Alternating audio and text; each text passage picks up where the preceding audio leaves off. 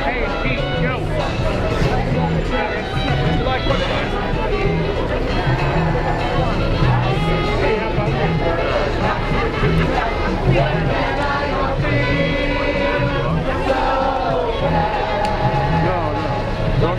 Don't see this side.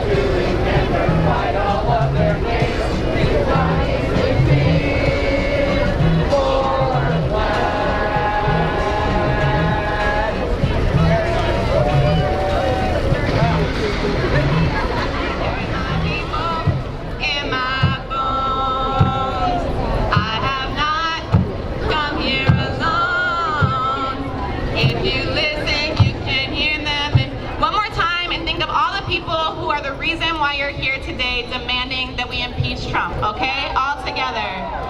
I have not come here alone. I carry my people in my bones. I have not come here alone. If you listen, you can hear them in my... The strongest, we got it one more time. I have not come here alone. I carry my people in my here alone.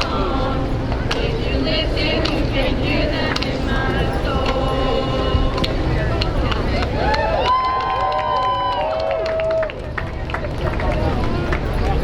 All right, let's give a big round of applause for Lakshmi Gopal and Hannah Fullerton, our chant leaders. Thank you, and also a shout out to Cindy Sternfield here doing translation for us. Thank you so much for being here. My name is Shannon Stagman. I'm with Empire State and Invisible. And I want to introduce Justin Henrik. Hello. Justin is with March for Truth, and he's going to kick us off here today with a special reading. So let's get started. How you feeling?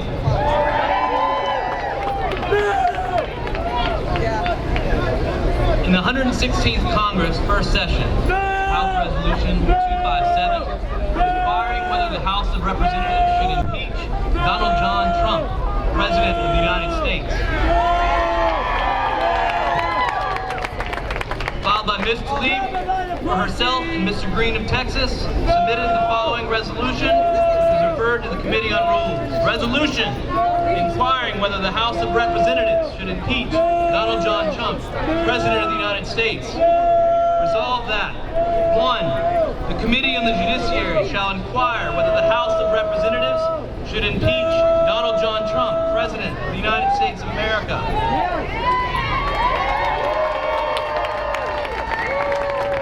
2. The Committee on the Judiciary, or any subcommittee or task force designated by the committee may, in connection with the inquiry under this resolution, take affidavits and depositions by a member, counsel, or consultant of the committee pursuant to notice or subpoena, and 3. There shall be paid out of the applicable accounts of the House of Representatives such sums as may be necessary to assist the Committee on the Judiciary in conducting the inquiry under this resolution, any of which may be used for the procurement of staff or consultant services. It is time for Congress to answer Mrs. Tlaib's call. Congresswoman Tlaib, Congressman Green, it is time for them to adopt House Resolution 257. Do you agree? It is time for an impeachment inquiry into Donald J. Trump. Do you agree? Today we're gathered here to call for oversight of a criminal president, a highly corrupt individual who is unfit for office. We're going to hear from a variety of speakers. We're going to explain to you why from a variety of different perspectives. The first speaker we'll hear today is from By the People. She's Alexandra Flores Quilty. I'll invite her to the stage now. Give her a round of applause.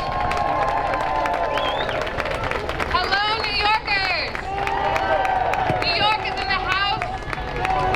Today, we are taking action joined by our fellow Americans from every single corner of the country. And I'm so happy to be here in community, us as New Yorkers, gathering today to take responsibility for our country and to demand an end to this administration, that Donald Trump must be impeached from office. For far too long, he has gotten away without being held accountable. He has violated the Constitution. He has broken the law. And he has attacked the rights and safety of everyday Americans. And we say enough is enough. We will not stand for this anymore. And yet, members of Congress, our elected representatives, have said it's not politically a good time to uphold the Constitution. How do we feel about it not being a good time to protect the safety of Americans, the people who call this country home? How do we feel about that? We say it's never a not good time to uphold the Constitution and protect American people. We will continue to see our elected members of Congress abdicate their responsibility and refuse to hold them accountable unless we, the people, take responsibility for our country. It is up to us. We cannot look any longer to those in power and expect them to save us. If we want to find out who's going to save us, I want us to look to each other right now, left to right, to our family members, to our neighbors, from Queens to Brooklyn to upstate New York. This is how we're going to win. Because when the people lead, politicians follow. Today is only the beginning. We gather here in New York City. We're joined by our brothers and sisters and siblings across the country as they too take action. Today is only the beginning. And we will impeach Donald Trump. We will remove him from office. Impeachment is a tool of the American people. Don't let anyone tell you any differently. We don't have to be lawyers to know that Donald Trump does not care about American people. We do not have to be lawyers to know that Donald Trump has broken the law because he told us just 2 nights ago on live television. He does not care about the American people. He does not care about the highest ideals of our democracy. He has shown us who he is. We don't need any more information. We need to begin this process. So that is why we are calling all of our members of Congress to uphold the Constitution, to protect us, and to reflect the will of the American people. And that begins by beginning impeachment proceedings. And let's be very, very clear, it is so exciting to be joined every day by new members who are coming out in support of impeachment. We are so grateful for their leadership, their political and moral leadership. And we must never forget that it's because of us. That is our victory, that we force our members of Congress to take political leadership, and we will continue to put pressure on them. So, Congress, elected officials, you are on notice. We are not going away. We are taking responsibility for our country. We are going to protect our democracy, and we are going to protect the American people. Thank you so much. I have got another wonderful, dynamic speaker for you. I'd like to introduce to the stage Shavonna Newsom from Black Lives Matter of Greater New York.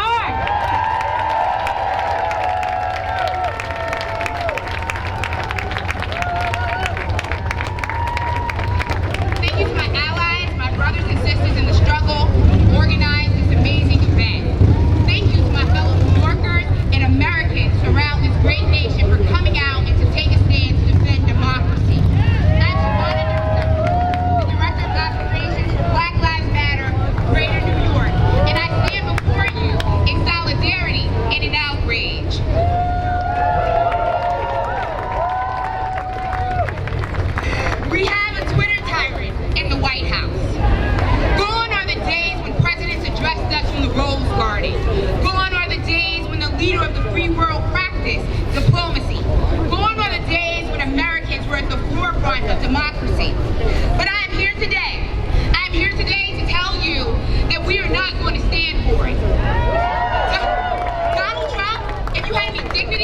you will resign. Our nation has spoken. We don't want you to represent us. Donald Trump, you are fired.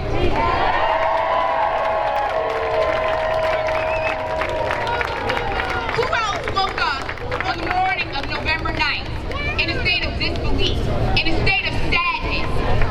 We knew that America would not be the same, and we knew that there was going to be nothing great about it. My organization, Black Lives Matter, was at the forefront, on the front lines of D.C., protesting Donald Trump's inaugural. Being soaked with pepper spray, shot with rubber bullets by law enforcement, but we knew the fight for democracy must go on. We continue this fight as Donald Trump continues to attack humanity. We were in Charlottesville going hand in hand with white supremacists, the same place my fellow activist, Heller Hayer, lost her life. And Mr. President, I'm here to tell you, those were not very fine people.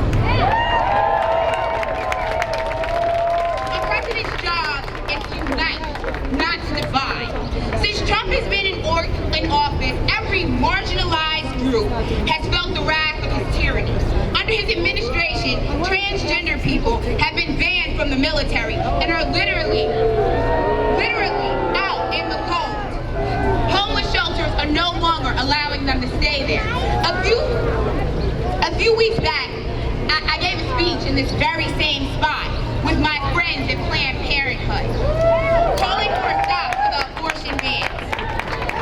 The Trump administration has forgotten about Roe v. Wade.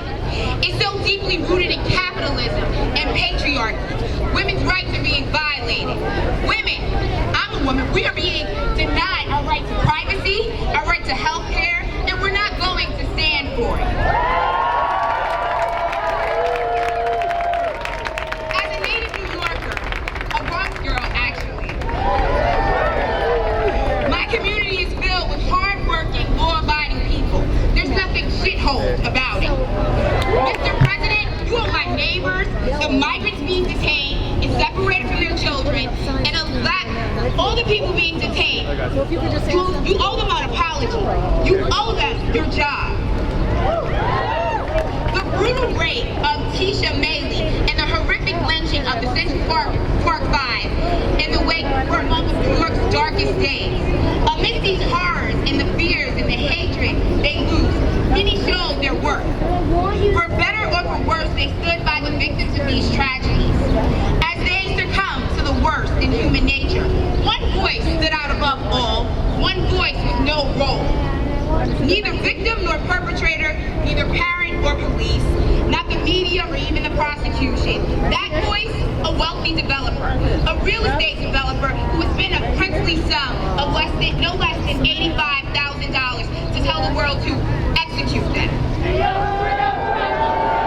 A developer who has raised his voice to shine light, a guiding light, his answer to the loss and pain. He said, maybe hate is what we need if we're going to get something done. That man was Donald Trump. Those words uttered 30 years ago. So, President, today, New York is in a different place. But Donald Trump, the same man. A man who leads with hatred. A man who divides. A nation, an origin, and a skin color. A man whose foreign policy starts and ends with walls. A man who sends ICE to round up the tired, huddled masses yearning to breathe free. A man whose world mood is driven not by democracy and brotherhood, but by development deals in foreign cities and hotel bookings in our very own nation's capital. A man who would own this nation and everyone in it, no matter the cost, even the cost of collusion with foreign governments. This is who Donald Trump is, but this is not who we are as a people. It is not who we are as a nation. We are a nation built on high ideals of freedom and brotherhood and liberty and justice, a nation under one God. That is who we are. This is our destiny, and this is our moral imperative. Nonetheless, this is about nonetheless. No one is above the law, least of all the man entrusted to hold it. We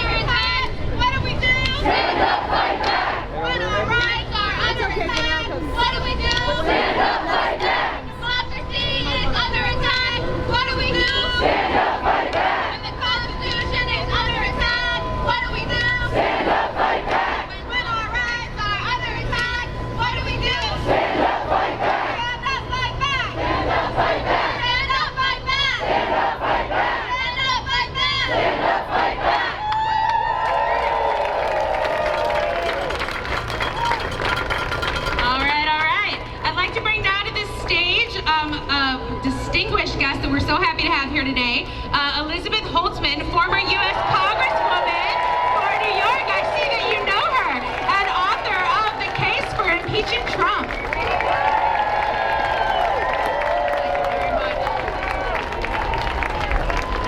Thank you, Shannon. Thanks to all the organizers.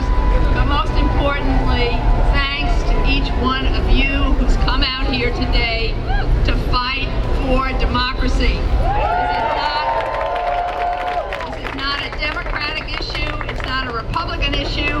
It's our country that's at stake. Now, I was on the House Judiciary Committee during Watergate when we voted 3 articles of impeachment against Richard Nixon. I have a niche expertise on this subject. I know what the law is, what the Constitution is, and what works. The Bible says, and I don't often quote it, that there's a time for everything. There's a time to be born, and a time to die, a time to laugh, and a time to mourn, and now it is time to start an impeachment inquiry against Donald Trump.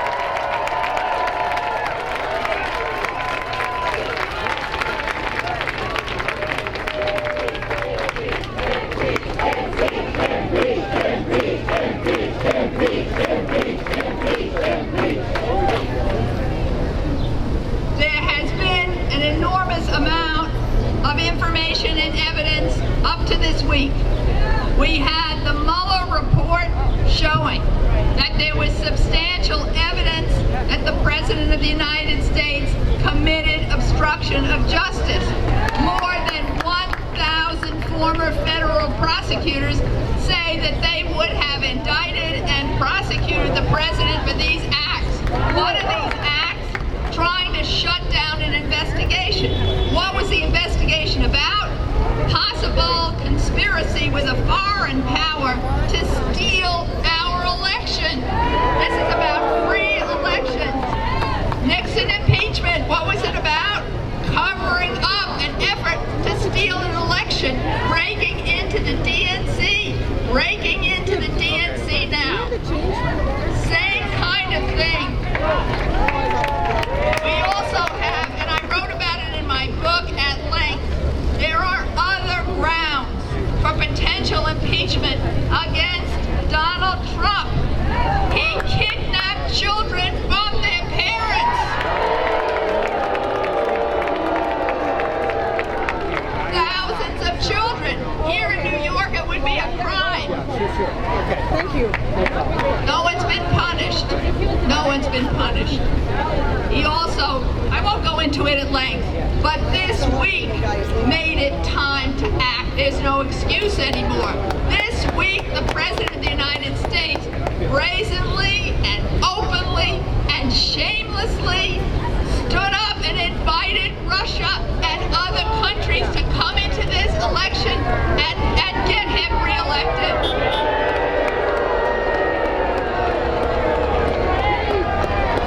This is not a Republican issue. This is not a Democratic issue. This is a democracy issue. And then some people would say, let's wait for the next election. And I want to say, the framers of the Constitution thought about this exact question, because when they proposed impeachment, people got up at the delegation in Philadelphia and said, what do we need impeachment for? We have the next election. And guess what happened? That point of view lost, because the framers of the Constitution understood the danger that a President of the United States could pose to our democracy in any period of time that he or she is in office. That issue was solved at the convention in Philadelphia. And there's some who say, let's not start an impeachment inquiry because it divides the country. Think about what happened during Watergate. Watergate and the impeachment inquiry and the articles of impeachment united America.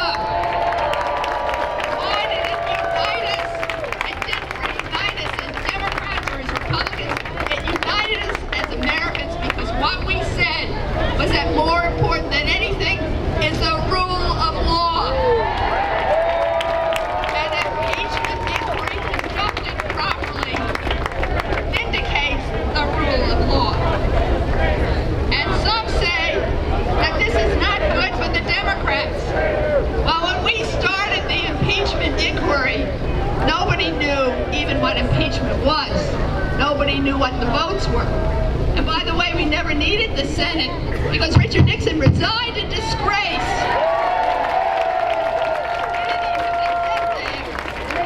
And by the way, he's still disgraced today. He was permanently disgraced as a result of this process.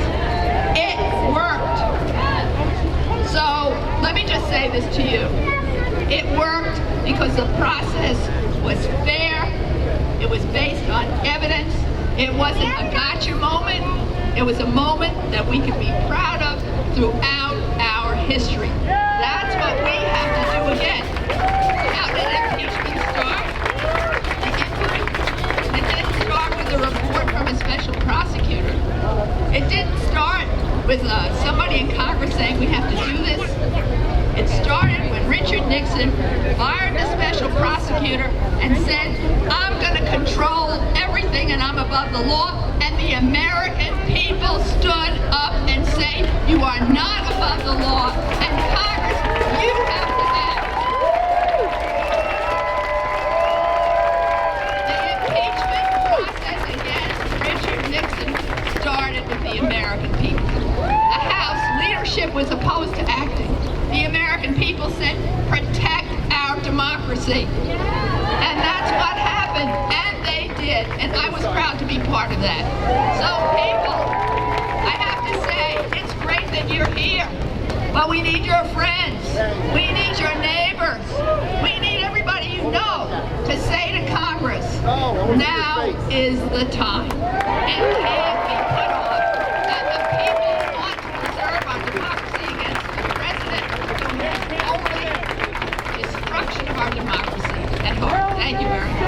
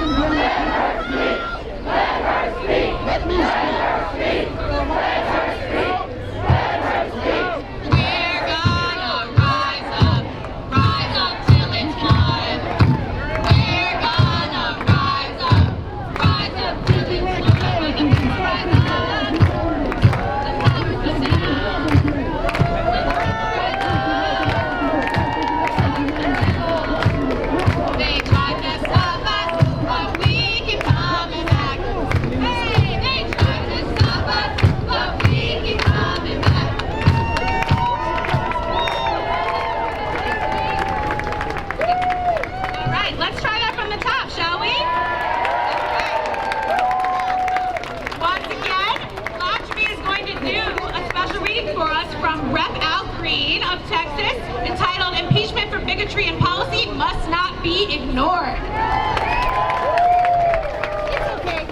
I love my country. For this reason, I support the impeachment of President Donald J. Trump and recognize the moral imperative to do so for the harm his bigoted policies have caused our nation. While there are other grounds, including obstruction of justice, that merit impeachment, they do not supersede the need to impeach him for imposing his bigotry into policy. These policies hurt people, harm society, must not be tolerated, and should not be reduced to the president simply being ill-mannered.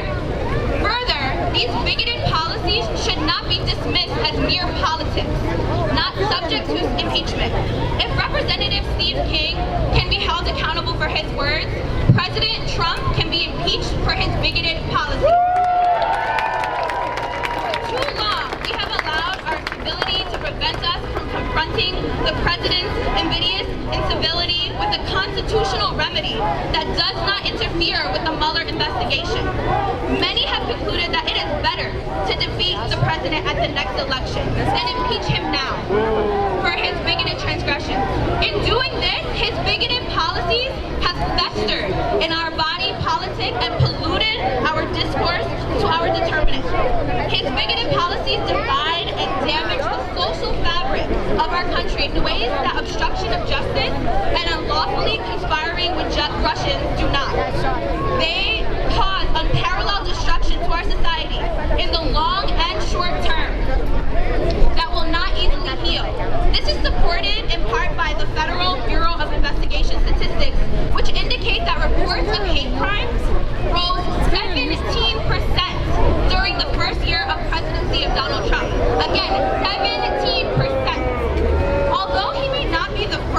president to embed bigotry within presidential policy. He's the first to use the bully pulpit enlarged exponentially with social media statements to incite hostility, harmful to society, and to constitutionally protected interests of minorities, women, Jews, Muslims, and the LGBTQ community. The president launched his campaign with bigoted comments about immigrants from Mexico. He indicated that Muslims should be banned from our country and instituted such a policy. He indicated that certain members of the LGBTQ community should not serve in the military and is attempting to implement that policy. He said there were some very fine people among white supremacists, neo-Nazis, and bigots in Charlottesville where an innocent woman was killed. He encouraged police to infringe upon the constitutional rights of suspects within their custody. He attempted to eliminate diversity visas for persons from African, Caribbean, and Central American countries after referring to some of these nations as shithole countries. He instituted a policy to deter persons of color, people that look like me, seeking lawful asylum from countries south of the border by separating babies from their mothers with no thoughtful plan to reunite them. When considered as a whole, the above actions constitute impeachable harm to our society that need not be criminal. This is evidenced in the impeachment of President Andrew Johnson for a non-criminal offense in Article 10 of the Articles of Impeachment against him. President Johnson was impeached for the high misdeed or misdemeanor of speaking ill of Congress. It must be duly noted that the word misdemeanor was defined as a misdeed at the time that Article 2, Section 4 of the Constitution was ratified, and is currently defined as a misdeed in addition to a crime less serious than a felony. The framers of the Constitution more than wisely concluded that no one, including the president, would be above the law. They judiciously concluded that, paraphrasing Terry Mason, no president should be above justice. Justice has a moral component that the law may be void of. Americans have grappled with circumstances in our history where justice prevailed over legality, that slavery was once lawful, but never just, is only one example. The framers of the Constitution provided the people by and through Congress the means to remove an unfit president from office who has caused harm to society despite not having committed a crime. In fact, impeachment, as defined by the framers of the Constitution, was designed for a time such as this, and a president such as Trump. I find no solace in bringing forth articles of impeachment. I've done so because some among us must attempt to bend the arc of the moral universe towards justice. It's not about Democrats. It's about protecting our democracy. It's not about Republicans. It's about preserving our republic. It's about liberty and justice for all in a land that I love. And given our nation's history, I can think of no better way to send a resounding message to friends and foes alike, domestically and around the world, that the United States of America will no longer tolerate bigotry in public policy than to impeach a bigoted president.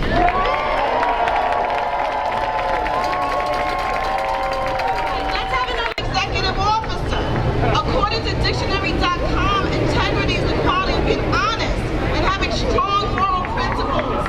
This leader has none of that. Integrity elicits a sense of security amongst Americans, trust and faithfulness, because they implement the state of being whole and united. This president doesn't have integrity. Having integrity means doing the right thing in a reliable way. We're a democracy. We're a government of the people, by the people, and for the people. When Barack Obama was president, in his acceptance speech, he stated that he would be president of all of us, even those who didn't vote for him. This president only caters to his supporters. I don't feel represented, and I don't feel secure, and I don't feel counted in the number of people that matter to him. The women's right to choose when to start a family is being challenged, so much so that in some states they propose to make it illegal to access safe abortion even in the case of rape.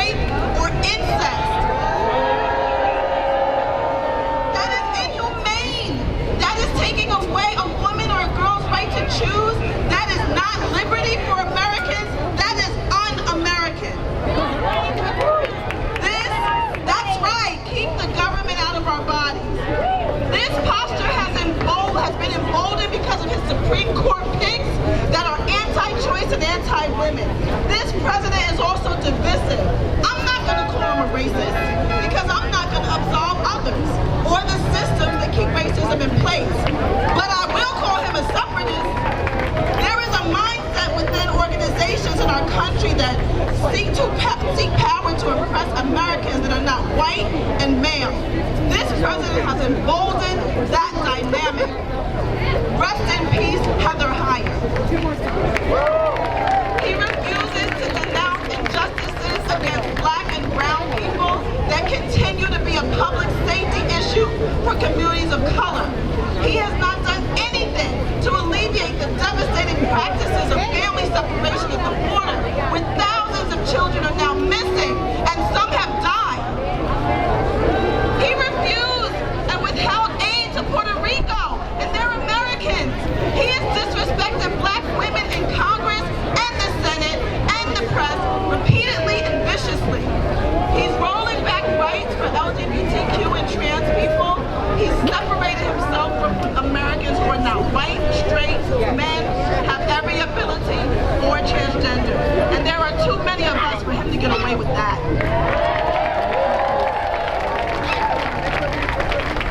Let me just also say, he's a horrendous manager.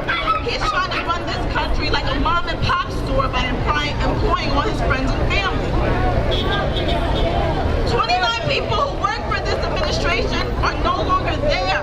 24 have resigned, including Sarah Sanders. 5 of them were fired.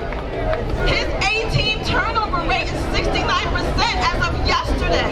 The average rate for a CEO is only 38%. Let's not even get started on the criminal charges. 34 individuals, 12 of which were Russian nationals who have charged to change our democracy by tampering with the election in 2016. Let me just talk about action. We're activists, we're organizers, we're resistors of oppression.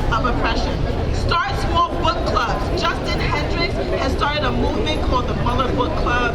Start reading the report.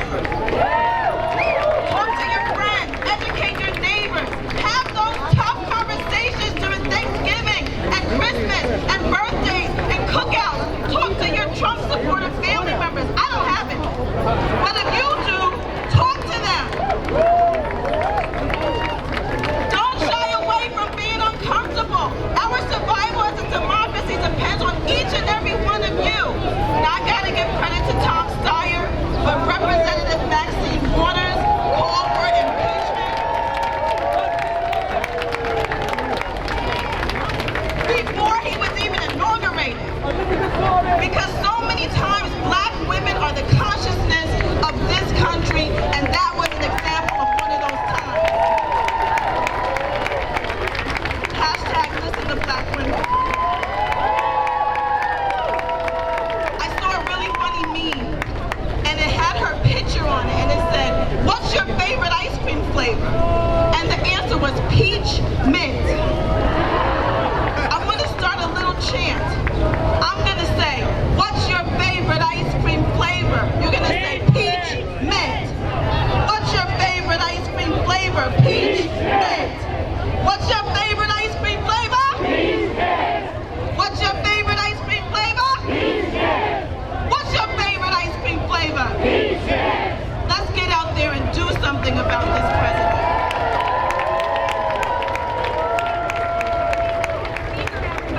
I just want to thank you so much for coming out, standing in the sun on this hot day. We appreciate you. And I'd like to introduce you to our last speaker today from Credo Mobile, Thais Marquez.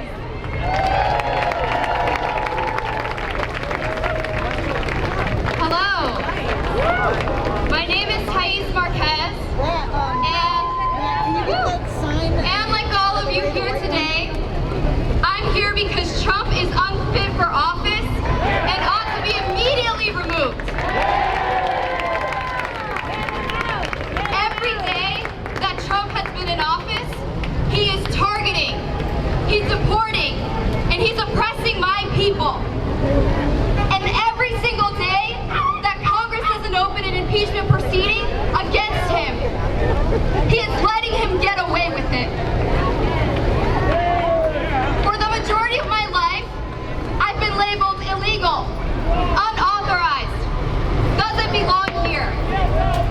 And yet, today, I feel more uncertain about my future than I ever have before.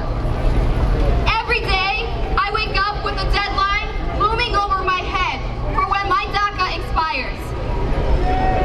And every single day, I have to wake up with news that another child, a child who reminds me of me when I first immigrated here, has died. And that Congress is letting this administration get away with it.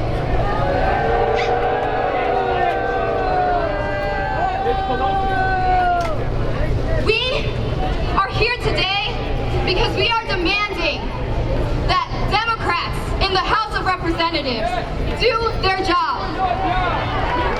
In November, we elected a Democratic House of Representatives because we needed them to rein in this administration, to rein in this racist autocrat sitting in the Oval Office. And yet every day, Speaker Pelosi, Jerry Nadler, Hakeem Jeffries, they're telling us to wait. They're telling us to wait for the Mueller report. They tell us to wait for the unredacted Mueller report, to wait for more investigations, to wait for bipartisan consensus, to wait for more, and just wait and wait and wait. But waiting is a privilege. It's a privilege that I don't have. It's a privilege my family doesn't have. It's a privilege that children and migrants languishing in Mexico do not have. It's a privilege that our trans siblings don't have as their rights are systematically being dismantled. It's a privilege that Black and brown communities don't have. It's a privilege that Yemeni families don't have. We don't have that privilege. I can't wait. We can't wait any longer.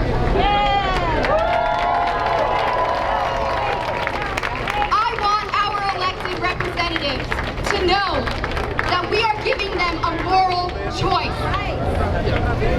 Are you going to defend our communities?